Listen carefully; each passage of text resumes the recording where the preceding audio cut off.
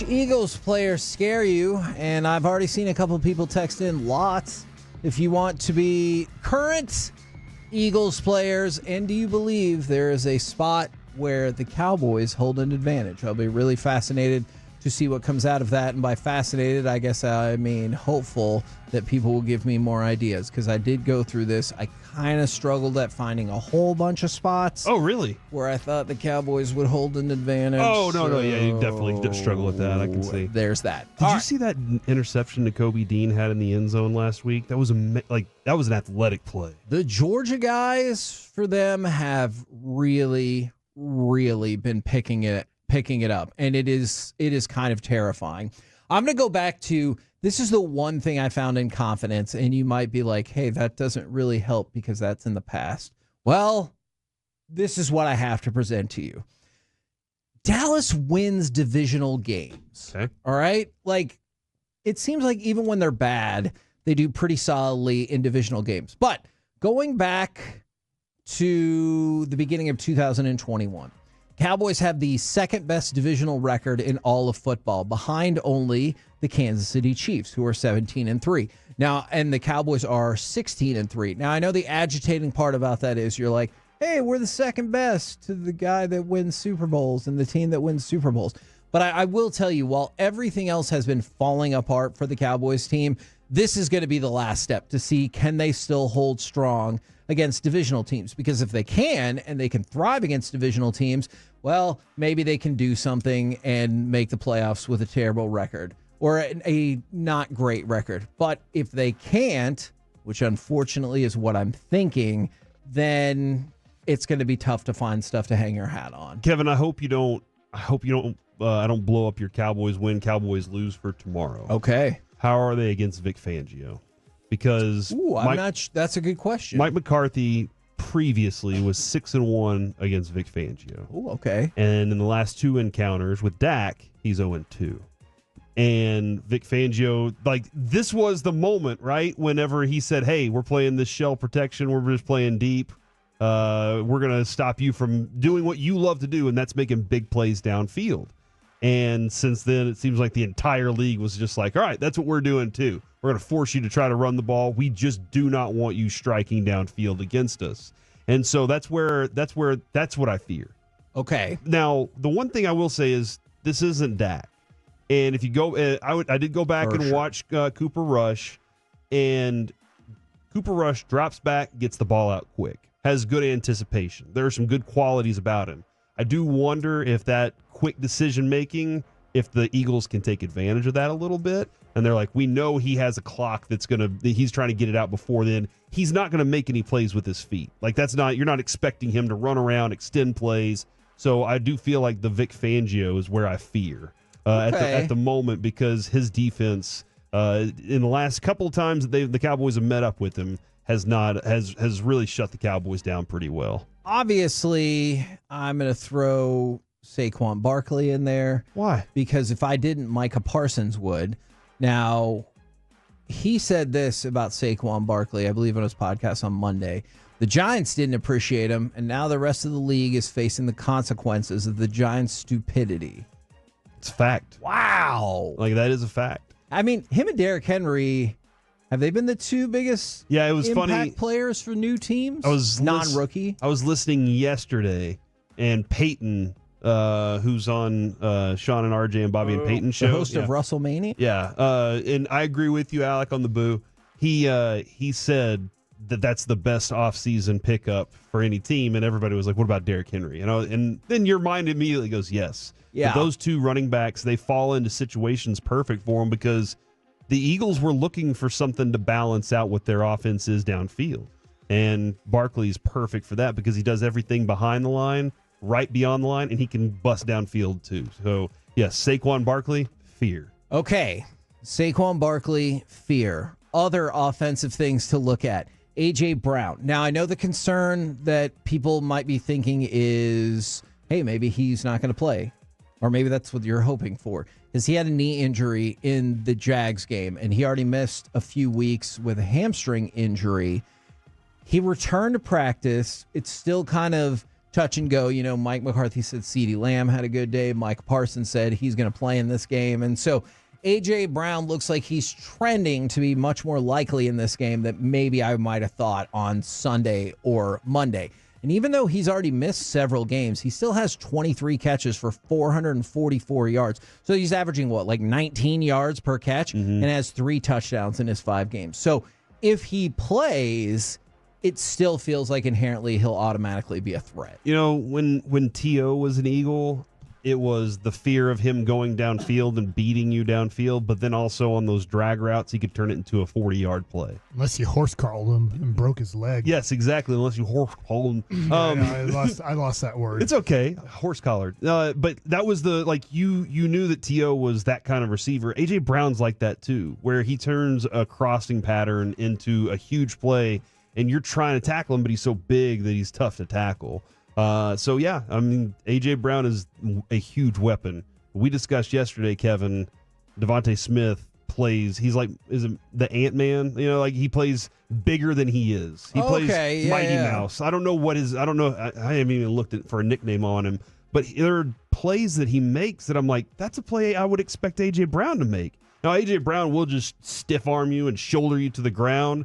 But when it comes to, reaching up and grabbing a football out of the air or just being out in front of you, Devontae Smith makes fantastic catches too.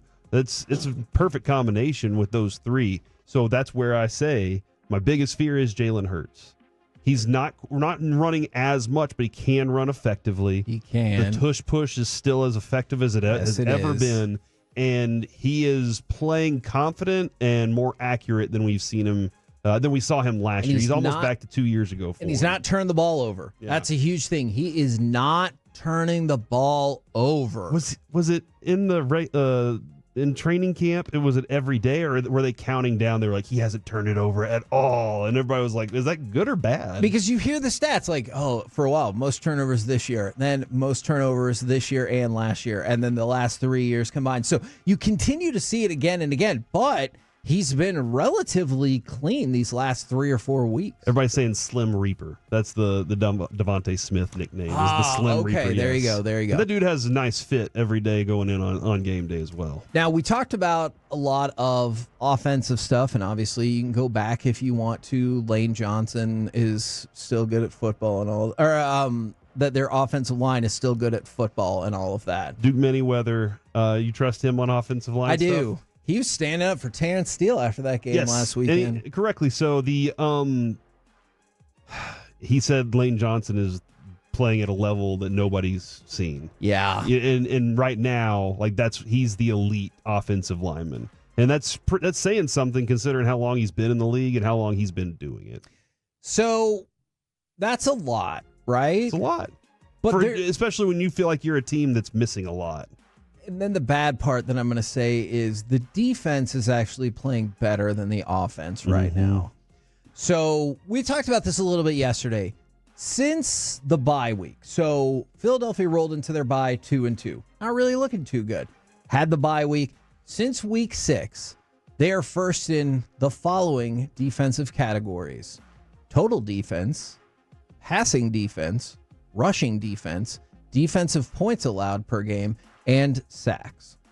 Now, you consider that you just went up against a team in the Falcons that had been getting no pressure on anybody. There were 8 players in the league that had more sacks than the Atlanta Falcons as a team. And did you feel like the offensive line did a good job against Atlanta? Not really, no. Right? As a whole unit, not singling out individual players. And so if you're struggling against the worst, what in the world is this offensive line going to do against what defense has been the best the last month of NFL football? Yeah, and you feel confident that Lamb is going to get open? That Lamb is going to give you an opportunity for... Okay, so that's a no. Okay. Then what I'm about to say isn't going to be any better. Okay, can I tell you why I sighed, too?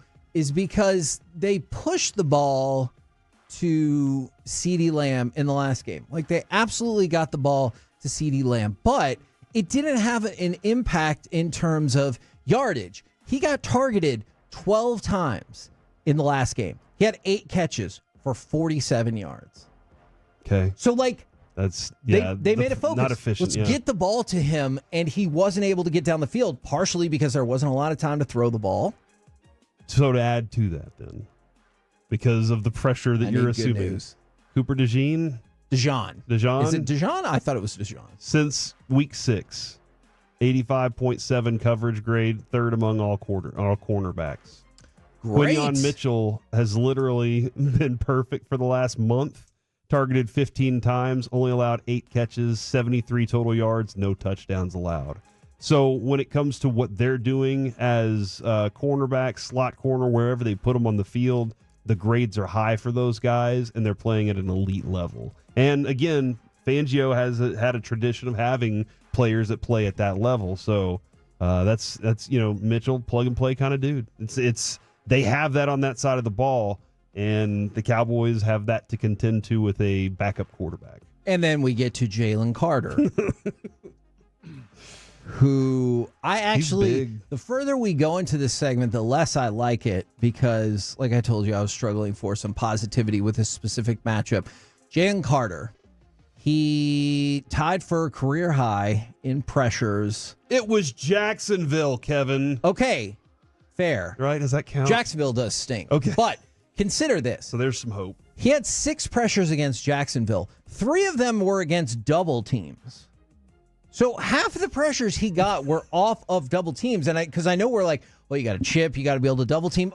Okay, agreed. I'm just telling you that when that happened last week, Jalen Carter still had his way. And if we talk about Jacksonville sucking, well, our record's not that much better than Jacksonville. One more win. Hell yeah. And Kevin, you want more losses at this point so you can get a better draft pick. That is a fair assessment. Probably. Are you going to root for the Cowboys to lose? I don't think I can do that, even though, Mike, your question is totally fine, totally normal. I know it's better for the long-term health of this team if they start piling up losses right now. But I'm telling you, if it's 20-17, there's a minute left, and the Cowboys are driving to try to win the game, I'm going to be rooting for them to win, even though the other part of my brain's like, it's best if they lose. I don't think I'm very good at being able to, separate those things, you know? Last year there was kind of what's going on with Jalen Carter? Why isn't he on the field? Why isn't he doing that? And last year he was on the field for about 51% of his snaps as a rookie. Yeah. And last game he was in the game a ton. This year he's so far 79% of the snaps. Last week he only left the field twice. So he's going to be out there so much, and he is that effective now. He caught up to what the NFL game is, and he was already that good in college. And if you wonder how does that translate, what do people think about the way he's playing? He's 3rd in NFL interior lineman in a pass rush grade at an 84.7. So, to Corey's point, he's getting on the field more and more. And he's as good. He never drops off. Yes. So, good luck there. All right, I got it. Tell me a good thing. I realize there's a lot of... It's only one game. That's true. It's only 3 hours of your life. Mm-hmm. And then it'll be over. Oh, well, it wasn't as positive as I was hoping for. Oh, I got you. This year, you never know. Jake Elliott, the Eagles kicker, is 100% on his extra points. Related to Lynn Elliott? No, I don't know. But only 77% on field goal attempts. Okay. We have an advantage, Kevin, in Brandon Aubrey. Look. And his long is 49. Our dude's long is 60-something almost. 49 is probably Brandon Aubrey's 7th longest kick this year. He closes his eyes and does that backwards. I'll tell you, if we can slog out... That would be amazing. I want him to try that. Kick it backwards, with his heel. See how he can do it? I guess I would be kicking it backwards. I'd just be kicking it with your heel, but you go into it backwards. You really show Saquon who's the backwards guy. I support any Cowboys game where they can get into an ugly game now where it turns into a battle of the field goals. Rest of the year. This weekend, next week, every game. If you can drive this thing into the muck and you're like, this game is awful to watch, but it's a battle of field goals, great. Because I think we're going to do way better with that than we would. Unfortunately, though, Kevin, just looking at the last 4 weeks for them, and granted, Cleveland, Giants, Cincinnati, Jacksonville, it's 20-plus points every week. And the thing that worries me is I know Cincinnati still doesn't have a great record. They have been playing better, and Philadelphia, squashed their momentum, so then they had to start building it up again. We'll do it. We'll figure it out. Okay, good.